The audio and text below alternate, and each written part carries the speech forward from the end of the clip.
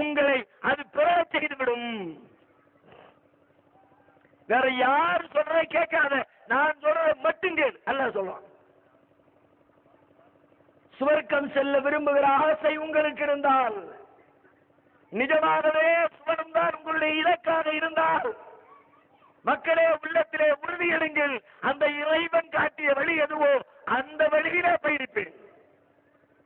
அதை தவிர வேறு யார் காட்டிய வழியாக இருந்தாலும், எத்தனை பெரிய தலைவன் காட்டிய வழியாக இருந்தாலும், என்னை மணந்த கணவர் காட்டிய வழியாக இருந்தாலும், என்னை பெற்ற பெற்றோர் காட்டிய வழியாக இருந்தாலும், என்னை ஆளும் ஆட்சியாளர் காட்டிய வழியாக இருந்தாலும், யார் காட்டுகிற வழியையும் பின்தொடர மாட்டேன்.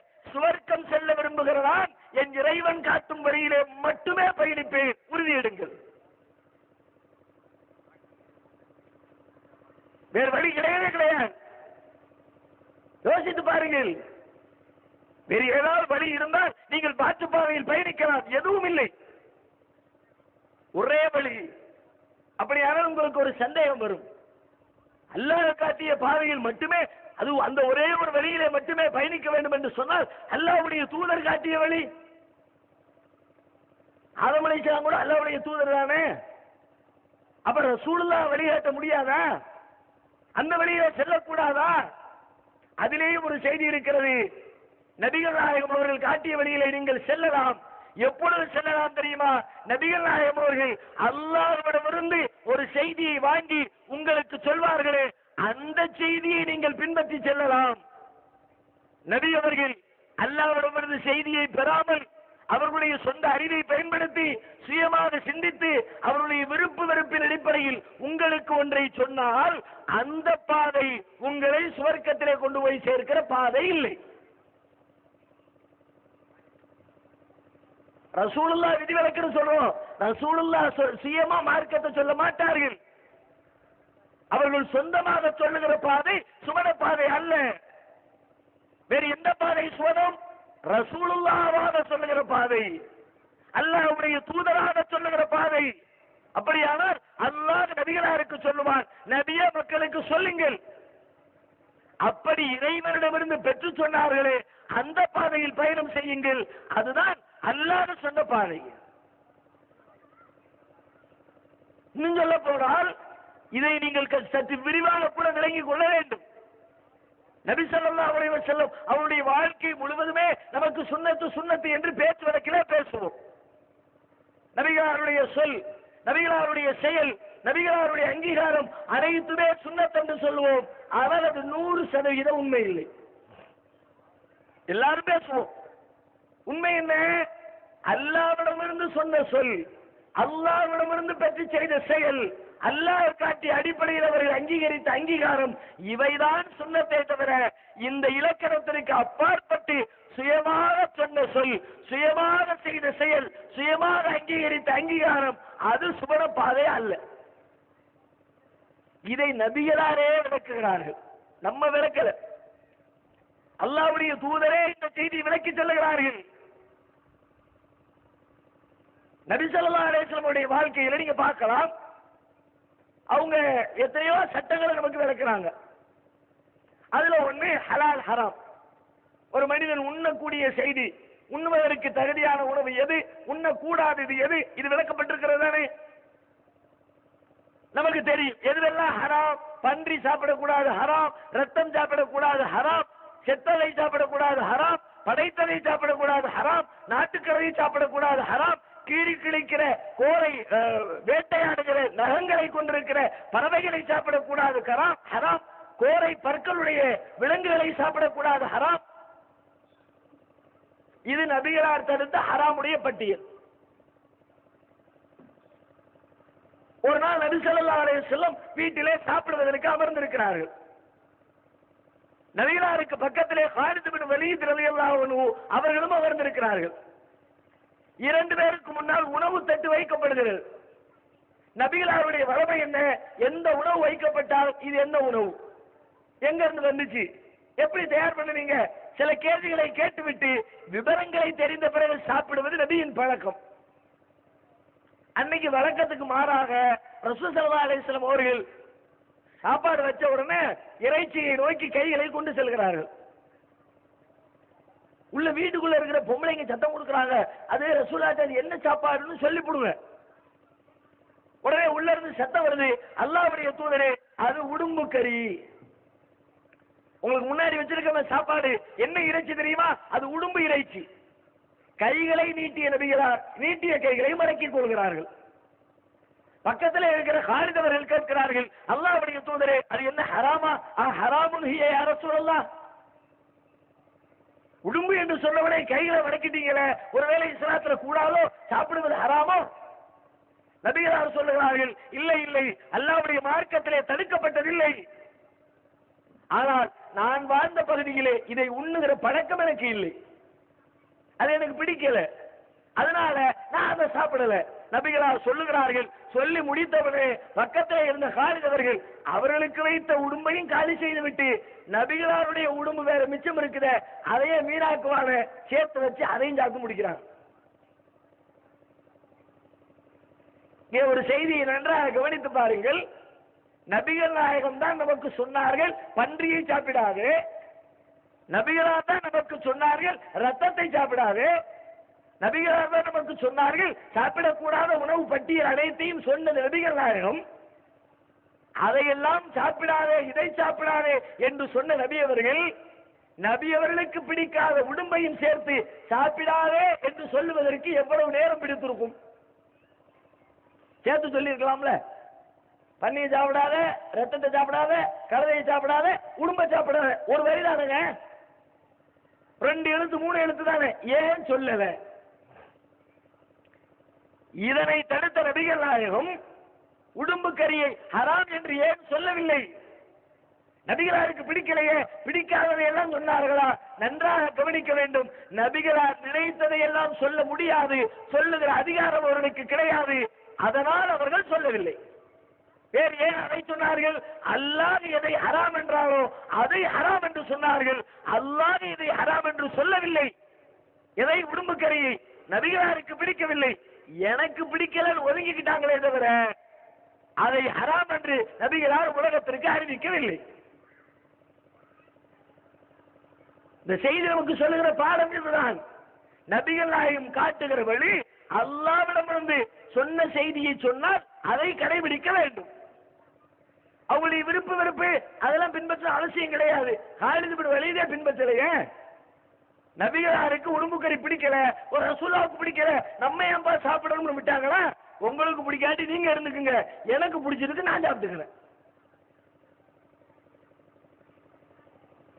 இதிலிருந்து நபிகளார் நமக்கு நடத்துகிற பாடம், இறைவன் காட்டியதை நான் சொன்னால், இறைவன் சொன்னதை நான் சொன்னால் அதை கடைபிடியுங்கள், அது சுவர்க்கத்திற்கு அழைத்து செல்லும். நானாக உங்களுக்கு காட்டுகிற பாதை அது சுவன பாதை அல்ல. நபிகள் நாயக காலத்திலே பேரித்த மரங்களுக்கு இடையிலே ஒரு வித்தியாசமான விவசாய முறை பின்பற்றப்பட்டது. நாம் எல்லாம் பல நிகழ்ச்சிகளில் கேள்விப்பட்ட செய்தி. நபிகள் நாயகத்திற்கு அது விருப்பமில்லை. ஏன் செய்கிறீர்கள்? விட்டு விடுங்களே. சஹாபாக்கள் விட்டு விட்டார்கள். மறு ஆண்டு பார்க்கிறார்கள், பேரித்த மரங்களில் விளைச்சல் இல்லை. என்ன ஆயிடுச்சு? உங்களுடைய பேரித்த மரங்கள் நன்றாக காய்கள் காய்த்து தொங்குமே, இந்த ஆண்டு விளைச்சல் குறைவாக இருக்கிறதே. கேட்கிறார்கள் நபி அவர்கள். நபி தோழர்கள் பதிலளிக்கிறார்கள், நீங்க தானே சொன்னீங்க இந்த மாதிரி விவசாயம் பண்ணாதீங்கன்னு. அப்படி விவசாயம் பண்ணனா நல்ல மகசூல் வரும், நீங்க செய்யக்கூடாதுன்ட்டிய, நாங்க விட்டுட்டோம். நபிகளார் சொல்லுவார், அப்படியா செய்தி? எனக்கு இவ்வளவு மேட்டர்லாம் தெரியாதப்பா. நான் அல்லாஹ்விடமிருந்து எதையேனும் உங்களுக்கு சொன்னால் அதை நீங்கள் எடுத்துக்கொள்ளுங்கள். அல்லாஹ்வின் பெயரால் நான் எதையும் தவறாக சொல்லிவிட மாட்டேன். நானாக எதையேனும் சொன்னால் அதை நீங்க பின்பற்ற அவசியம் கிடையாது. அன்தும் ஆலமு பி அம்ரி துன்யாக்கும், நீங்கள் தான் உங்களுடைய உலக காரியங்களை குறித்து அதிகம் அறிந்தவர்கள். நான் சொன்னது சரியாக இருந்தால் எடுத்துக்கொள்ளுங்கள், தவறாக இருந்தால் விட்டுவிடுங்கள் என்று நபிகளார் சொல்லுகிறார்கள். நபிகள் நாயகத்தினுடைய வாழ்க்கையே இஸ்லாம் 2ஆக பிரிக்கிறது.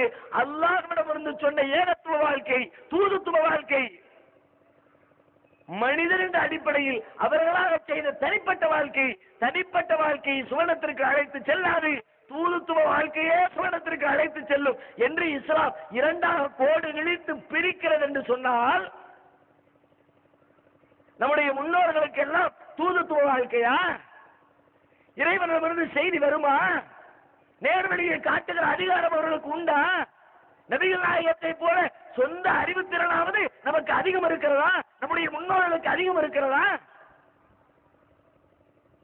இன்னும் சொல்ல போனால் திருமறை குர்ஆனிலே சில இடங்களில் நபிகள் நாயகம் இறைவனிடமிருந்து செய்தி வருவதற்கு முன்னால் ஒரு சில விஷயங்களில் அவசரப்பட்டு முடிவெடுக்கிறார்கள்.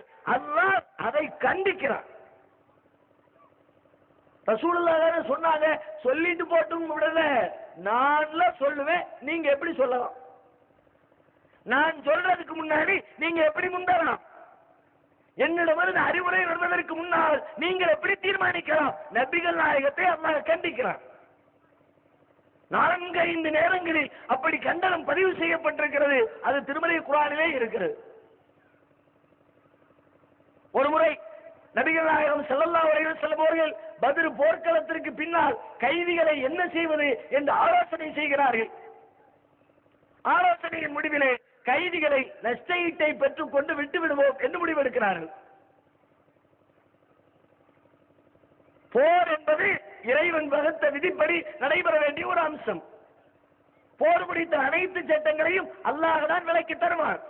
அல்லாஹ் சொல்லுகிறவரை நபிகளார் காத்திருக்க வேண்டும். ஆனால் நபிகள் நாயகம் அவசரப்பட்டு கவனம் இல்லாமல் அவர்களாக தோழர்களை அழைத்து ஆலோசனை செய்து நஷ்டஈட்டை வாங்கிக் கொண்டு விடுதலை செய்வோம் என்று முடிவெடுக்கிறார்கள். அல்லாஹ் குர்ஆனிலே வசனம் இறக்கி வைக்கிறான், மா கான லிநபியின் அன் யகூன லஹு அஸ்ரா ஹத்தா யுஸ்கின ஃபில் அர்ض் துரீதுன ஹரவத் துன்யா வல்லாஹு யுரீதுல் ஆখিরা வல்லாஹு அஸீஸுன் ஹகீம். எப்படி வசனம்? மிக கடுமையாக. நாமெல்லாம் நபிகள் நாயகத்தை குறித்து அப்படி சிந்தித்தே இருக்க மாட்டோம். அப்படிப்பட்ட வார்த்தைகளை அல்லாஹ் பயன்படுத்துகிறார். மா கான நபியின் எந்த தூதருக்கும் தகுதி கிடையாது, ரைட்ஸ் கிடையாது, அனுமதி கிடையாது, அதிகாரம் கிடையாது. எதற்கு? கையிலே கிடைத்த இந்த எதிரிகளை, கயவர்களை, கைதிகளை கருவறைக்காமல் ஏன் விட்டு வைத்தீர்கள்? துரீதுன ஹரவத் துன்யா, உலகின் பங்கை நீர் விரும்புகிறீர். ரசூலுல்லாஹ் அல்லாஹ்வை மறந்து உலகத்துக்கு ஆசைப்பட்டாங்கன்னு யாராவது சொல்லுவோமா? நினைப்போமா? நம்ம கற்பனையில வருமா? அல்லாஹ் சொல்லுகிறான், துரீதுன ஹரவத் துன்யா, நீர் உலகின் பங்கை விரும்பினீர். வல்லாஹு யுரீதுல் ஆখিরা, அல்லாஹ்வோ மறுமையின் பங்கை விரும்புகிறான். சொல்லிட்டு அடுத்து சொல்றான், லவ்லா கிதாபும் மினல்லாஹி சபக, அல்லாஹ்விடமிருந்து விதி முந்தி இருக்கவில்லை என்று சொன்னார். லம்மஸக்கும் ஃபீமா அகல்தும் அஸாபுன் அதீம், நீங்கள் செய்த காரியத்திற்காக மகத்தான வேதனை உம்மை பிடித்திருக்கும். அல்லாஹ்வுடைய விதி என்ன? நபிகள் நாயகத்தை தண்டிக்க கூடாது, அவங்களுடைய பாவங்களை நான் மன்னிச்சிட்டேன். அவங்க முன்னாடி செஞ்ச பாவத்தையும் பின்னாடி செய்யற பாவத்தையும் எல்லாத்தையும் சேர்த்து பார்த்து அல்லாஹ் முதல்ல மன்னிச்சிட்டான்.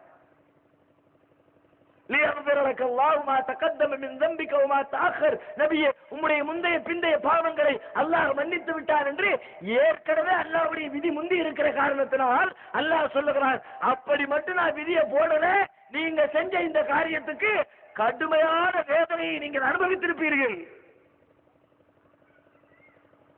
எத்தனை கடும் சொற்கள் என்று பாருங்கள். அல்லாஹ்வுடைய தூதரை பார்த்து இறைவன் பேசுகிற வார்த்தை. இந்த செய்தி நமக்கு சொல்லுகிற பாடம் என்ன? அல்லாஹ்விடமிருந்து சொல்ல வேண்டிய செய்தி அல்லாஹ் மட்டும்தான் சொல்லுவான். மார்க்கம் என்ற பெயரால் காட்டுகிற வழியை அல்லாஹ் மட்டும்தான் காட்டுவான். நபிகள் நாயகம் காட்ட நினைச்சா அல்லாஹ் சும்மா விட மாட்டான். ஏன் ரைட்ஸ்ல சொர்க்கத்துக்கு போற பாதை எது என்பதை காட்டுறது ஏன் அதிகாரம்ல? ஏன் அதிகாரத்துல நீங்க தலையிடுவீங்களா? உங்களுக்கு யார் அந்த அதிகாரம் தந்தது? லைஸ லக மினல் அம்ரி ஷை, நபியே உமக்கு அதிகாரத்தில் எந்த பங்கும் கிடையாது. அதிகாரம் எல்லாம் எனக்கு. என்ன அதிகாரம்? சொர்க்கத்துக்கு போற பாதை எது என்றதை காட்டுகிற அதிகாரம் எல்லாம் எனக்கு மட்டும் உள்ளது, உங்களுக்கு கிடையாது. நபிகள் நாயகத்துக்கு சுவனத்தின் பாதையை காட்டுகிற அதிகாரம் கிடையாது என்று சொன்னால் தனிப்பட்ட முறையில் அதிகாரம் கிடையாது என்று சொன்னால் நம்முடைய ஆளுங்களுக்கு உண்டா, மார்க்க அறிஞர்களுக்கு உண்டா, உலமாக்களுக்கு உண்டா, பெற்றோர்களுக்கு உண்டா, முன்னோர்களுக்கு உண்டா? நாம் இன்றைக்கு என்ன செய்கிறோம்? மார்க்க அறிஞர் சொன்னால் அது சரி, அவர் சொல்வதை செய்தால் சோனம் சென்று விடலாம். யார் சொன்னது? உங்களுக்கு உத்தரவாதம் கொடுத்தது யார்? இறைவனா? நபிகளாரையே இந்த வாங்குறானே, அப்ப நம்ம எல்லாம் ஏமாத்துறோம்.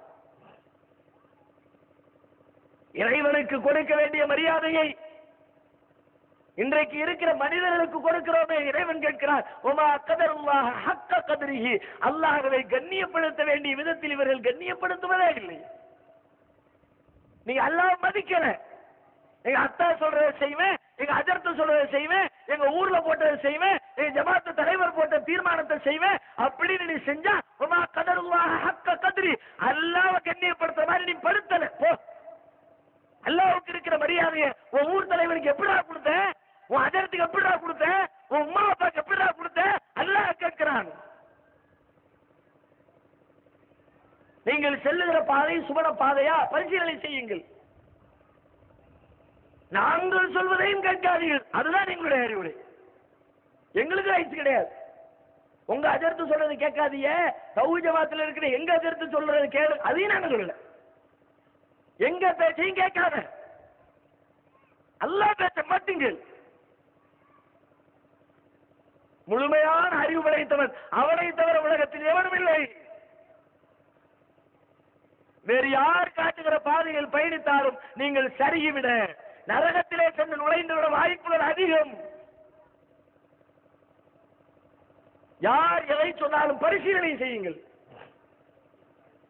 திருமறை குர்ஆன் இறைவன் என்ற வேதம் இறைவன் சொன்னதற்கு ஒப்ப இருக்கிறதா ஆய்வு செய்யுங்கள்.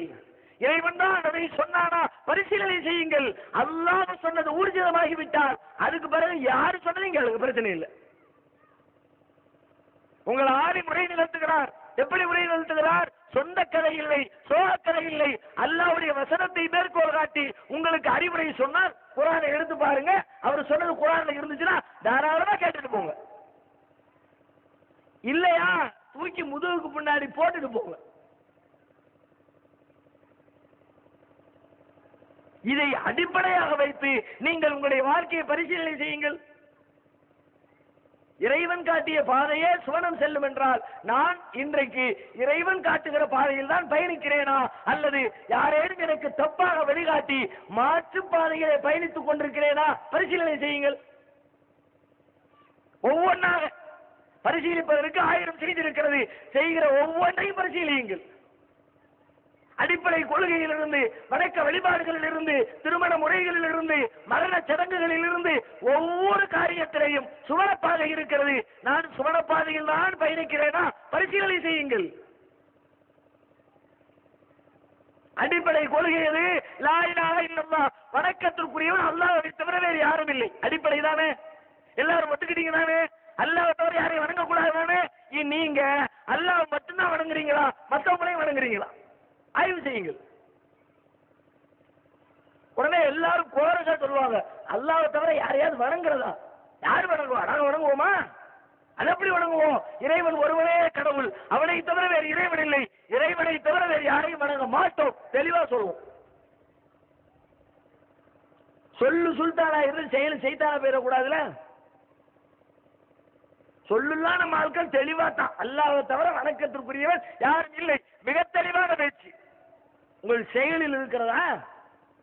ஊருக்கு ஊர் கட்டப்பட்டிருக்கிற தர்காக்கள் சொல்லுகிறது, உங்கள் சொல்லுதான் சுல்தான், செயல்கள் அனைத்தும் சைத்தானிய செயல்கள் என்பதை ஒவ்வொரு ஊரிலும் கட்டப்பட்டிருக்கிற அடக்கஸ்தலங்கள் மீது எழுப்பப்பட்டிருக்கிற தர்காக்கள் அதை சொல்கிறது. மேடைக்கு அருகிலே இருக்கிற கட்டடம் உட்பட என்ன சொல்லுது? எதுக்கு கட்டி வச்சிருக்கிறீங்க? என்ன செய்றீங்க? அங்க போய் நீங்கள் செய்கிற வழிபாடு என்ன? உங்களுடைய கஷ்ட நஷ்டங்களை தர்காக்களில் அடங்கி இருக்கிறார்கள் பெரியார்கள், அவுலியாக்கள், மகான்கள் என்று அங்கே போய் முறையிடுகிறீர்கள், கோரிக்கை வைக்கிறீர்கள், தேவைகளை நிறைவேற்றி தாருங்கள் என்று தர்காக்களுக்கு நேர்ச்சி செய்கிறீர்கள். அவுலியாக்களே, என் மோளுக்கு ஒரு நல்ல மாப்பிள்ளையை பார்த்து தந்துருங்க, ஒரு ஆடு அறுத்து கந்திரி கொண்டாடிடுறேன்.